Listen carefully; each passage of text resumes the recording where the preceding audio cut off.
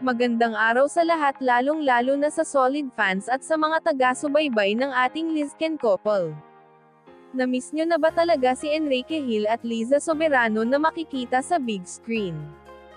Stay lang kayo dyan at tunghayan natin.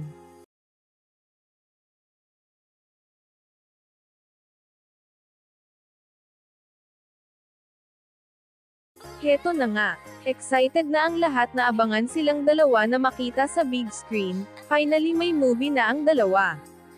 Kahit hindi man sila magkasama sa isang pelikula ay patuloy pa din ang suporta ng mga solid fans sa mga ito. Talagang pinaka-aabangan na ang kay Liza Soberano na horror movie romance na Frankenstein.